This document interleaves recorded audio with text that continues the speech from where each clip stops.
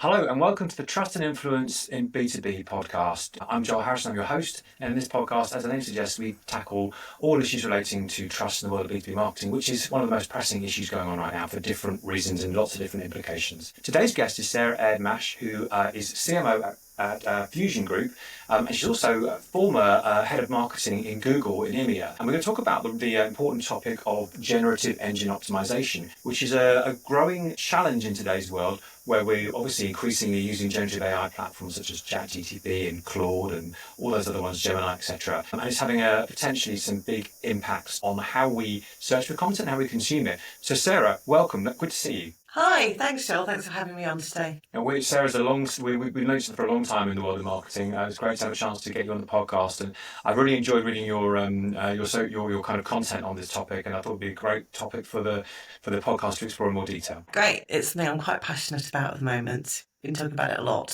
It's something that I don't think people probably know enough about, and one of these implications that is kind of bubbling up from all these changes that are going on right now in B2B, or in marketing generally, in content consumption. So let's get into it and understand a bit more about what's going on here. I think let's just kind of set the scene a little bit.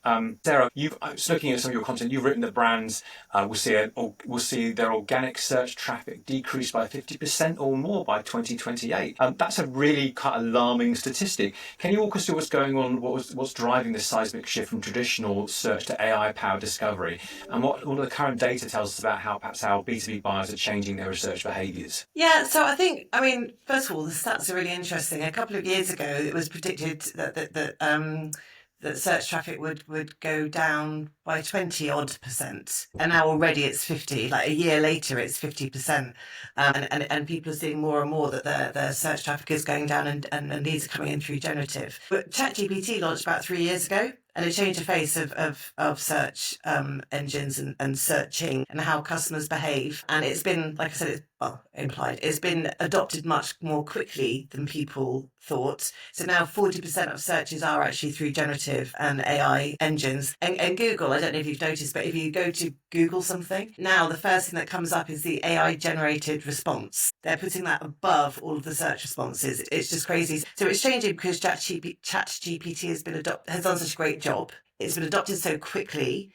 Everybody else is reacting like Google because they're worried about ultimately their own money. So now we as businesses and marketeers are having to adapt to that change. And so it's become like a self-fulfilling prophecy, isn't it? You know, we talked about, everyone would theoretically start using ChatGPT more and more and more, and so now the platforms have got no choice. They've just jumped on the bandwagon and to stretch the metaphor beyond credibility, push the bandwagon harder downhill. And so it's not like we've got an option because it's, as you say, it's being put in our faces. Google, particularly in the UK, is so prominent, so dominant that you haven't got much choice. And if something gives you a credible answer in a format without a list of things to scroll through, people take the easy route, right? Absolutely, and I think it's happened at the same time as AI has started to really gain speed. And so a lot of marketeers have taken a slight step back and said, well, we'll just wait and see what happens. I've heard this from a couple of different CROs and CMOs.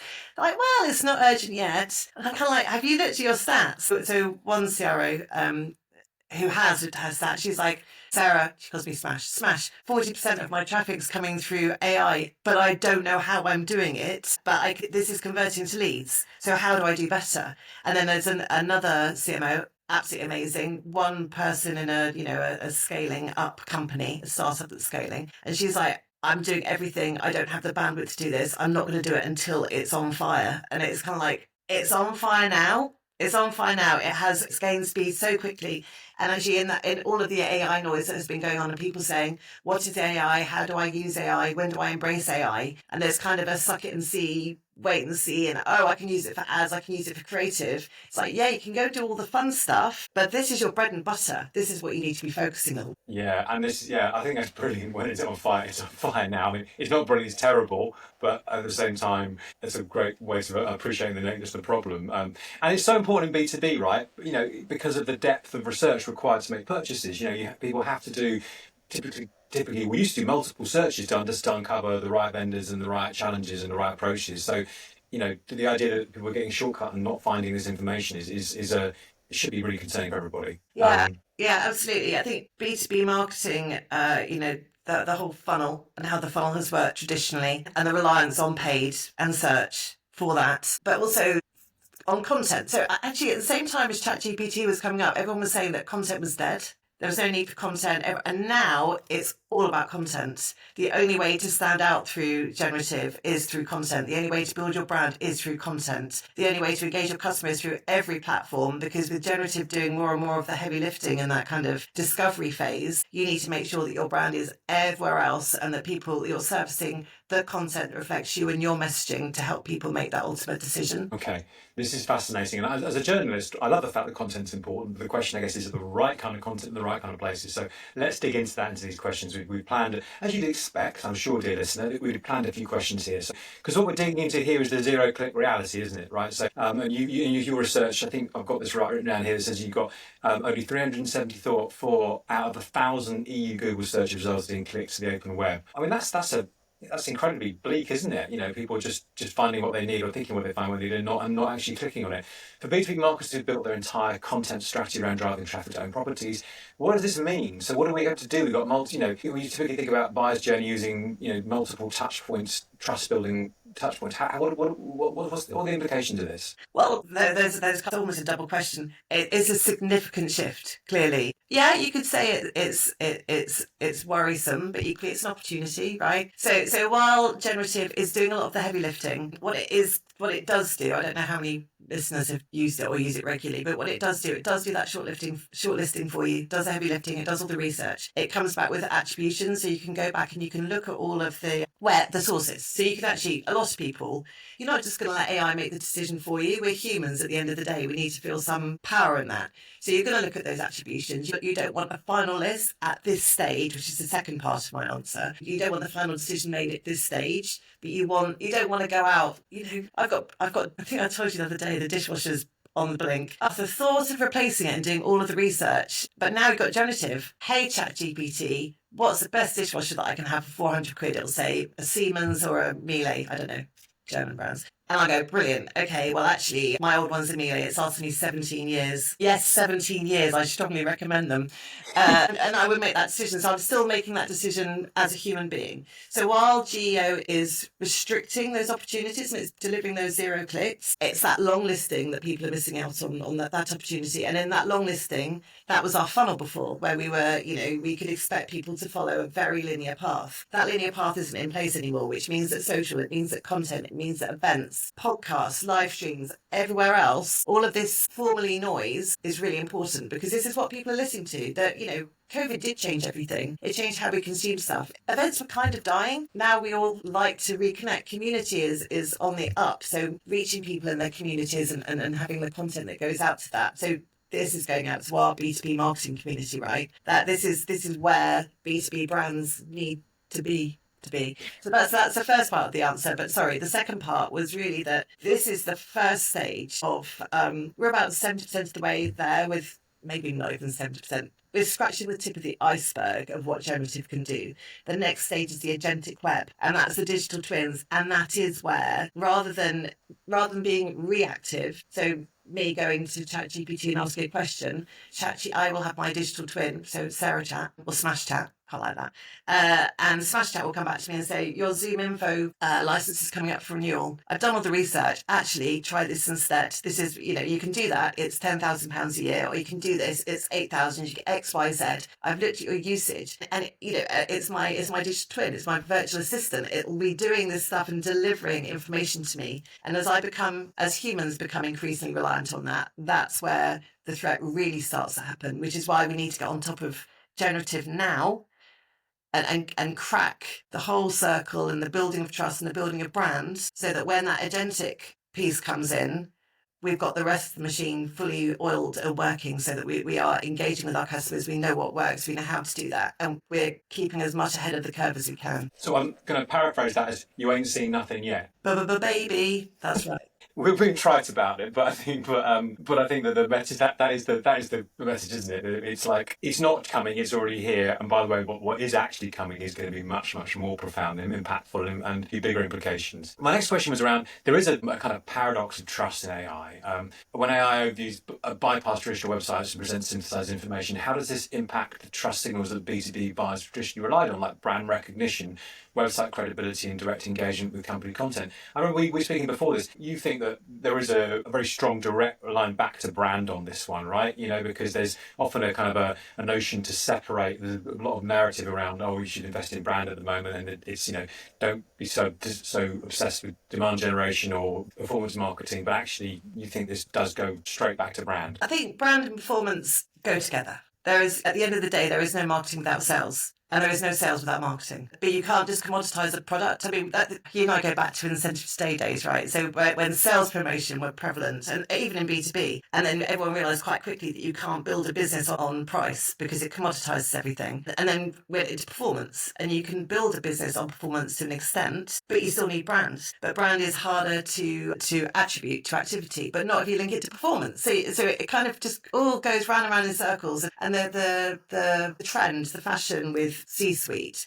has been, okay, tell me about the performance, show me what it's delivering, what's my paid doing. But actually, if you do paid in isolation, it will deliver X. If you do paid with brand, it'll do X to the power of B. It'll perform way better, right? So I think there's a shift in the thinking and educating the C-suite about how that is going to change. And so I think they do go hand in hand. And like I said, at the end of the day, we are humans, and it's human nature to want to make that decision. And that purchase decision, you need to have, especially with B2B, it's a very high risk purchase. Your career's on the line. If it goes pear-shaped, your reputation, it's like, don't mean to be dramatic about it, but it's true. So you need to be very, very, very confident in that decision. And we are definitely not there with AI where we think this machine can make the decision for me and I'm going to get promotion and I'm going to nail it.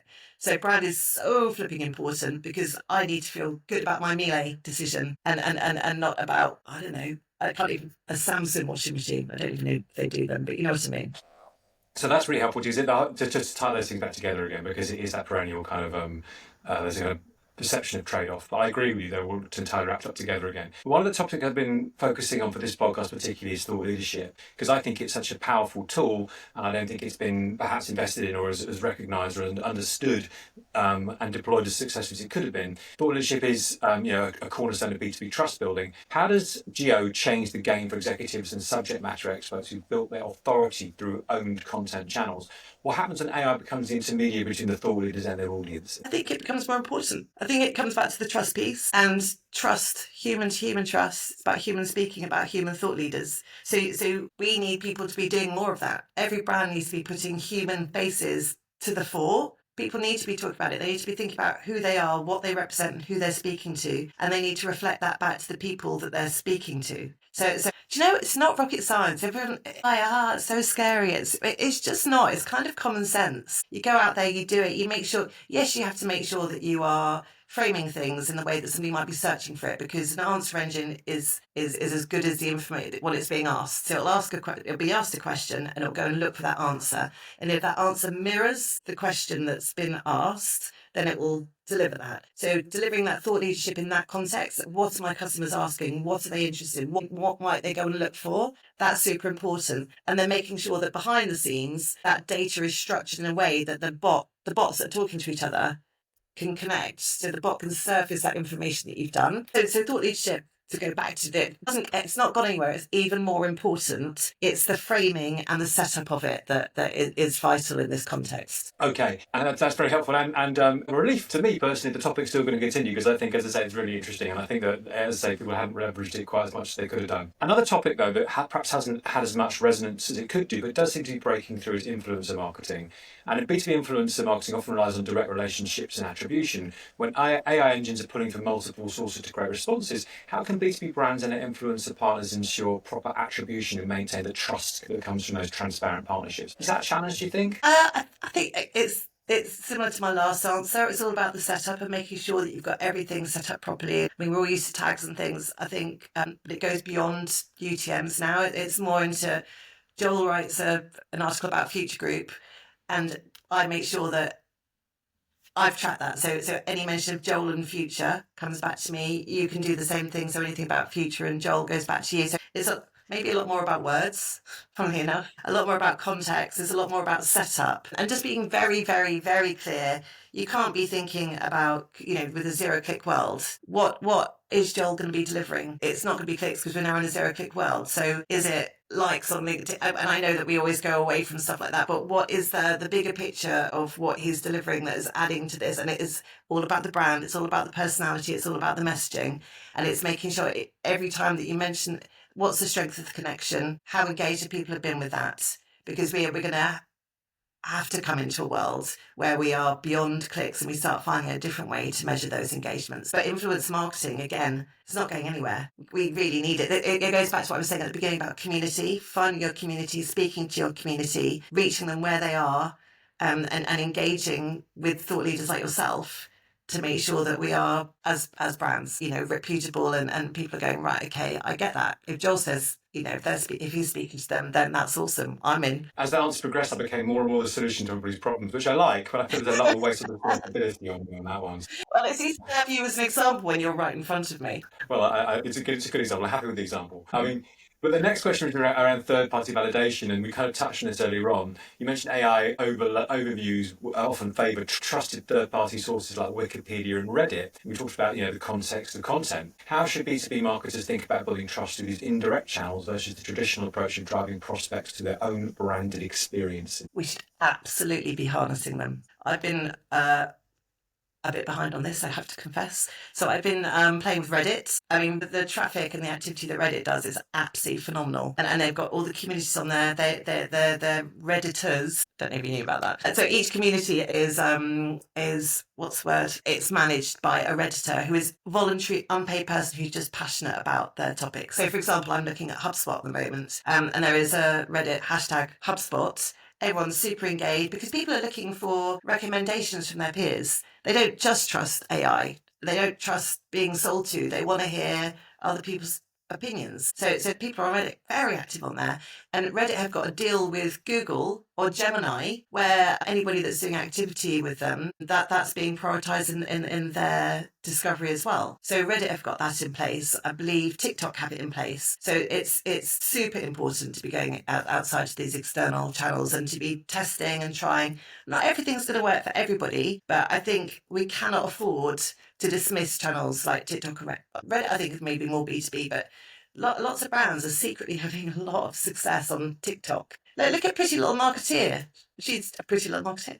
That's slightly. It's her name for herself, right? She's got thousands, tens of thousands. I think she's got over 100,000 followers on TikTok. That's where marketeers are. You want to reach a marketeer. If she's on there, we should be on there, but we're not. So I think it's super important that we're on external channels as well as our own. It's really interesting. I remember there was a time when people were talking about Wikipedia. I mean, Reddit seems to something that's been bubbling under for forever, but it's never been something that seems to cross over a kind of threshold of, I don't know, relevance is probably the right word, but kind of credibility is not the right word either, but just kind of importance, I suppose, what I'm driving at. Wikipedia is something that was spoken about quite a lot in the past, but then seems to have gone away a bit. But do you think it's kind of come back now, given this change in context and change in search behaviour, or is that change in search activities? It is quoted often as a source of truth through GEO and AI.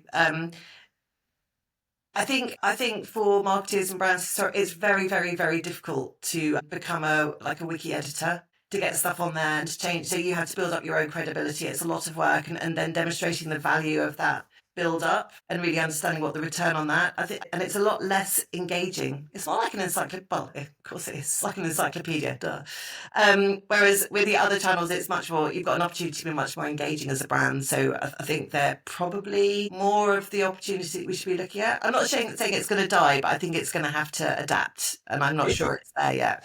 Yeah, it's basically it's intended to be more of an authoritative source of the truth, whereas Reddit is a flexible, pragmatic resource by definition. It evolves as you go. So I get exactly what you're saying. If where can you invest your time to make an impact? It's less likely to be Wikipedia, even though that might be valuable as part of the sources that the platform uses. Okay, that's really helpful. And I need to do more. I need to investigate Reddit is something I know very little about, I'll be completely honest. So let's talk a bit more practically now. The GEO audit. If a B2B marketer listening to this wants to start optimizing for GEO tomorrow, what's the audit? What's the first audit they should conduct? How do they assess whether their brand and thought leadership content is being surfaced or ignored by AI engines? Bit of a toughie, partly because no one knows really how often the AI engine is being updated. If you were to do if you were to do an unbranded, an unnamed brand search, so can you recommend a keep these washing machines, dishwashers, recommend this for me. Does your brand come up in that? If you do it by your own name, it will then go and search your website, and it will compare against your competitors, which is brilliant, but it gives you a false reading. So what you need to do is go on to the generative engines and do an unnamed search for the product that you're looking at and see who comes up. So first of all, you can see how your own content is surfacing or how your competitors are and whether you even come up on that. That's really interesting. Also on Google Analytics or any of your analytics platforms, it actually shows now it shows, of course, it's always shown the sources, but included in the sources at GPT and Perplexity and everything is starting to come up. So this is a conversation I had with my CRO a few weeks ago, who was saying, I'm seeing 40% of traffic coming in from GEO now. So if you can see that's a really good place to start. And then it's pretty much the same as an SEO audit. What's the key to what are people coming in and looking at? What's your most clicked on pages, if you can see that? What is coming up when you do your unbranded name search? What information is coming up? What kind of questions? What questions can I ask? It's all quite manual. I think lots of people I think it's called the industry on the hop as well, to be honest. I did a chat about 6 months ago at a lunch and learn with a VC group. And I said to the CMOs, ask your SEO agencies what they're doing about GEO. I bet they're not doing anything yet. And they all came back and said, they were like, yeah, what? And now I think after Brighton, loads and loads of people are talking about it. It's really become a topic, but now the topic is more about the structure and the setup rather than the content, the thought leadership, the brand, and how important that is. And I think that's a massive gap that's being lost. I've just gone off on a tangent, haven't I? Sorry. No, but that's good. I like it. It's but where I think we got to in terms of the audit, it's a manual thing. It's not particularly sophisticated. You just got to do a similar version to what you would do for an SEO audit, but just kind of look at it in the different context of. Absolutely, and there are agencies out there that can do it. I don't want to plug Future, but Future Group will do an audit for people if that's what they're interested in, to see where everybody is. But yeah, it's just normal marketing. It's common sense. Go in, see what's working, what's not working, figure out what you're going to do. Check that you've got the schema markups. That's really important. I think I've got an audit checklist somewhere. I'll share it with you. And then maybe you can put it on the comments with this post. That'd be great. Yeah, because I guess there's a certain amount people could do by themselves, but actually they want the depth of the detail they've got to find an agency such as you guys. Absolutely. So that's the audit. Then thinking about content strategy transformation. So traditional B2B content marketing often focuses around gated assets and lead generation. How should content strategy evolve for GEO, particularly when it comes to balancing open AI discoverable content with the need to build direct relationships and capture leads? Yeah, so I mean, it's still about authority and trust. As a marketer, there's always tips and tricks, right? So you can have a gated piece, but you can distill it down into blog posts, which aren't quite as valuable. You're sweating the assets, right? So I think you can have both of those. Also, I mean, a good question, which I hadn't really asked until you just asked that question. When you've got bot talking to bot, and even if something's gated, it might be gated to us mere mortals. But with AI, I'm sure they can find the information. You download a PDF, that PDF exists in the cloud. AI can find it, right? So even if you're gating it, I think that it's going to probably become quite visible on some level. But yeah, I think that the funnel changes. It does definitely change. You can still try to get the gated. Why would you do that? You're trying to do it to collect email addresses so you can build a relationship with your clients. Is that at top of funnel? Is that the strategy that we should be taking? Are we going to see that strategy changing? And I think that's the bigger question. The question isn't, is gated dead, which isn't quite how you phrased it. I'm paraphrasing. No, but that's probably a better question because I mean we've been kind of predicting the demise of the gate, the breaking of the gate. What's the end? What's the best metaphor? I don't know, but the end of the gate for a long time. And this feels like it hasn't finally shut the door on gates. Do you see what I did there? But it feels like that might be moving. It might be making gating less attractive than perhaps it was in the past. More evidence, more weight against that direction. Yeah. We could call it gate. Gate, exactly. Gate. Final nail. No, that doesn't work either, does it? Yeah, I think back to top of funnel and getting emails in because it's all about the relationship building. I haven't got a crystal ball. I would predict that we as marketers need to find a new way of building our communities and those email lists, which are beyond gated content. But that doesn't mean that there isn't a role for awesome content that people want to consume. Arguably, we've always front-ended it. You give us your details and we'll give you the content. Argue now, okay, we've given you the content. Now you've read this. It's like that double opt-in for GDPR, right? So I think the gate might be over. The kind of gating has been a mainstay of B2B marketing, but perhaps it needs to be reconsidered in this new context. Yeah, absolutely. I think the gated content, well, we were already looking at, it was already a topic of conversation in B2B marketing particularly, about whether gated content really, really works. GEO's come in now, obviously, that's what we're talking about. So yes, gated content has long been a topic of conversation, before GEO even, about whether it was really working anymore. There was quite a lot of movement away from it. I mean, at the end of the day, the objective of gated content is to gather emails for top of funnel to help us build relationships with potential clients, customers. And going back to what I've been saying previously, I think the world is moving much more towards community, towards personal recommendations, influencers, and all that kind of thing. So I think the whole gated content strategy needs to be rethought. The content itself, I mean, the whole point of gated content is producing a super duper piece of content that really establishes your thought leadership and your reputation. Now, if you're watching this and you're thinking that there's a continuity error in this podcast, that's because we're having some audio issues with Sarah, and she's moved to a different location to finish this podcast recording off. So apologies if that looks rather unusual. Sarah, when we got into our conversations, we were talking about the role of measurement, which is a really important topic as ever in B2B marketing. So guess what we're kind of building towards is that traditional metrics like website traffic, time on page, and conversion rates have become less relevant in the kind of new environment which we've kind of painted here. What metrics should B2B marketers track to understand whether they're building trust and influence through AI-mediated touchpoints? I think it's important to talk also as well, thinking about a lot of our audience are doing ABM, so thinking about those kind of maybe marketers doing to kind of individuals, but also those kind of focusing on an account. Yeah, so I think there's a number of different answers here. One is that the last thing this industry needs is more metrics. But apparently, I think it's Tony Miller from the DMA was saying that there's about 180 different metrics that marketers are using globally. And it's just, I think it's a response to business asking what marketing is delivering and what they're getting for their investment. And every time we come up with another metric, which is not helpful. At the end of the day, businesses only care about revenue.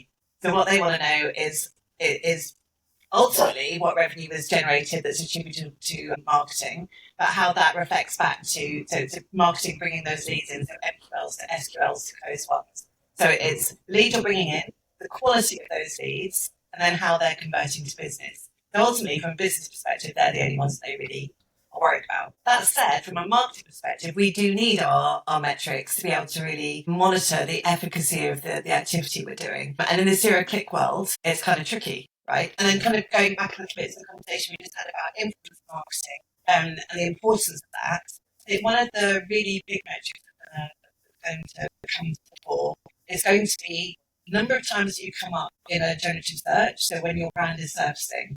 And of course, it's much more limited now. So the answer engine is coming up and it will shortlist, 3 brands. It'll have all the attributions. So if you're not on the first page, as it were, there's no first page. It's one question. You can keep interrogating it, but so then it's like, okay, now how do you compete against big brands? And I think that comes down to really knowing who you're talking to and what they're interested in, and coming up with really niche important content that resonates with them. So you're not generic, you are your brand, you're building a brand. This comes back to the brand importance. So one of the measurements is definitely going to be how often you come up in search results, but it's going to be the quality of those search results you're coming up in. Are you really, when I was working at Currency Cloud, I wanted to be the next Revolut. Do you really want to be the next Revolut? Or do you want to be Bunk, who are doing some great stuff, and they've got a really good, strong brand, they've got a very, very clear target audience, and that's probably who I'd be looking for. So that's the kind of quality of lead that we're going to be looking for. So it's how often are you coming up, but really what are you surfacing for? And it's use word game. I guess you can kind of it's being different. It's creating your brand, it's standing out, and it's making sure that you are where those questions are.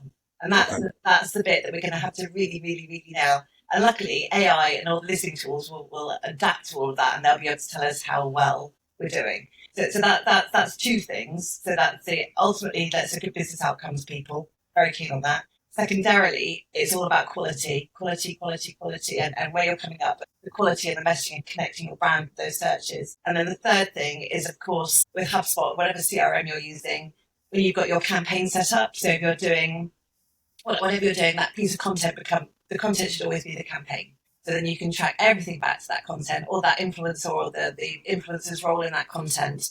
And you can see what lead has been, what has come from where, and how everything has contributed together. So will this rule of 7 become a rule of 13? Or might the rule of 7 become the rule of 3? I don't know. Nobody knows. But being able to attribute that and getting on top of that now is super, super, super important. Actually, I'm going to add a fourth because I talk a lot to my team about benchmarking. So you don't know what you don't know, and you don't know what good looks like. So don't just flap around worrying about all of that. Just start somewhere. See what you get, and then see how you can do better, and then how you can do better. And then you set your benchmarks, and you can go that way. But you just always, I think, marketers, please, just always link marketing to business outcomes. That's the most important thing. Yeah, absolutely. Very, very wise words. Okay. I think one of the conversations that maybe implications of all of this, maybe there's something where what you could describe as an authority arms race. As brands optimize more for GEO, we might see this kind of arms race where companies compete to be the definitive source on particular topics. And I think you kind of alluded to that potentially in your last answer. How might this evolution impact on smaller B2B companies or niche specialists who can't compete with enterprise level content production and PR resources? So is this a positive thing for those smaller businesses, or is it more of a challenge for them because they're going to be outcompeted? I think it's a massive opportunity. I think a smaller brand has a much better opportunity to have personality, to be authentic, to share their personality with their end users, and to carve out that niche. Going back to the Revolut and the Bunk example, just know your users and connect with them, and that's where. Excuse me. That's where you're going to really succeed. Yeah, I think it's a massive opportunity. I mean, there's any conversation about B2B is the role of humans within a B2B sales and marketing process, or marketing sales process, perhaps. I mean, all B2B decisions ultimately rely on some form of human engagement. And as AI becomes more prevalent in the discovery phase, do you think that we're going to kind of start removing humans from any part of this process, or are they going to get pushed back towards the kind of final mile? Absolutely not, especially with B2B marketing. The whole sales process back many is about relationship building, and AI cannot build that relationship. I can't imagine it happening anytime soon that we're going to have online relationships with AI, and it's all a bit too Hollywood. So no, it's called human in the loop for a reason. AI needs humans. AI is as good as what's been, but not as good as what's coming. And that's what we're there for. We're there for our thinking, for our foresight, for our anticipation. That's how we're built. So we're always going to need to be part of that process, because otherwise everyone will just get to the same place, and then no one's going to improve, because AI is just going to level the playing field so much on its own that it's just going to homogenize everything. So you need humans to create that kind of that difference, that point of difference, that understanding and that engagement. Equally, marketing and sales. I mean, we do talk about marketing because we're marketeers, but marketing and sales go hand in hand. There is no marketing without sales, and there's no sales without marketing. So you need that. I think that it's going to become increasingly important that we have, especially kind of the sales development, the business discovery roles are going to come up a lot higher. It's going to be much more important for sales and marketing to be working together. And of course, it is really important, but not enough businesses do that. So I think that's going to bubble up as a real trend, probably in the next 12 months. It'd be lovely to think that AI actually helps marketing and sales come together better rather than forces them apart like everything else seems to do. So that's a very positive thought to kind of draw to a close on. My last question was going to be, I appreciate we started talking about this whole move towards GEO. It's here now. Perhaps we're burying our heads in the sand about it. Perhaps we haven't quite got as on board as we might have done about it or need or ought to do. But can you see beyond what's the next step, beyond where we are now? Where are we going, and what should the most forward-lookers marketers be thinking about and considering for perhaps the medium-term future? So I think it goes back to what I was talking about earlier about the agentic web and our digital twins.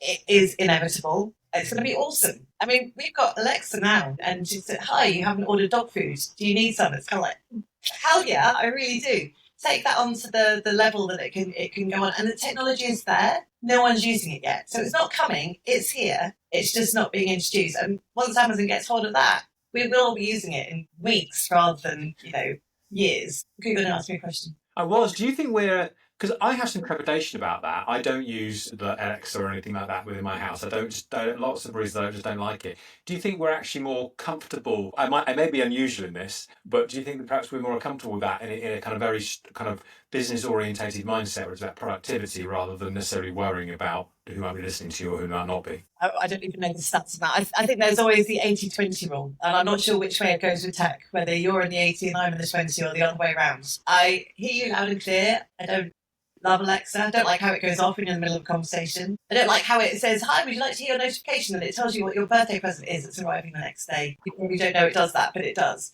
Because we've got family Alexa, so it's connected to everything. I know some people that use it a scary, what I would think is a scary amount. You would find it mind blowing. I don't know. I think it is a norm. I think more and more people are going to adopt it. I think it's become more acceptable. I think you will fall with everybody else. It's going to happen. And then how much people take on this, take on AI as this agentic web and their digital twin. I actually think that there is going to be an 80-20 there. And again, I don't know whether the 20 is going to be the adopters or the rejectors. I think what I'm answering my own question, I think people who like me who have a problem with it in their own personal lives may not have such a problem with it in their work lives because it's about productivity and you have to do it, whereas it's perhaps optional, but then that becomes a Trojan horse possibly. But we're getting into lifestyles now rather than marketing, but it's fascinating but a bit off topic. Yeah, well, we've been going, in fact, every business I've been in, when I've gone in fresh, one of the first jobs I've had to do is look at the marketing tech that we're paying for. Most businesses, sure, this is here. They've either rationalised and they've gone down, or they've walked into the scenario. 40 different tools, at least 50% of which haven't been used. It's so easy to cut tens of thousands of pounds from the bottom line by doing that review. Imagine a world where Agentic Web does that. Hi, Sarah, you're paying for this. Your business is paying for this. No one's used it for 3 months. Do you want to cancel it? Hell yeah. Hi, Sarah, this is coming up. Yeah, yeah, exactly. It's a great example of how it can track things and keep things top of mind in a way that we might not otherwise want to do. And that's going to lead to buying, the buying path. Because rather than somebody coming in proactively and doing it, or being tasked to do it, or suddenly you look at your year-end figures and you think, shit, where's all that money going? You've got a digital twin that's saying, right, okay, let's cut this now. Let's do this now. By the way, I found you a better solution. Why would you not do that? Yeah, that's pretty compelling. Well, look, Sarah, it's been fascinating talking to you. And there's so many ways this conversation can develop, and it's opened my eyes to lots of things which I was slightly aware of sometimes, and sometimes not at all aware. So, really appreciate your time. It's been great to talk to you. It's been brilliant. Thank you so much for having me on. It's been great talking. Thank you. Well, likewise. And I think we need to perhaps revisit some of these topics, so hold that thought, we'll come back to that one. If you've enjoyed this conversation, we'd love you to subscribe to the Trust and Influence in B2B podcast. It's a broad-ranging topics, but there's lots of interesting things, and really believe that trust is the number one issue that's addressing B2B marketers right now. So please like or subscribe or share this. I'd love to you to listen to future episodes. But from now, from me and Sarah, thanks so much and goodbye.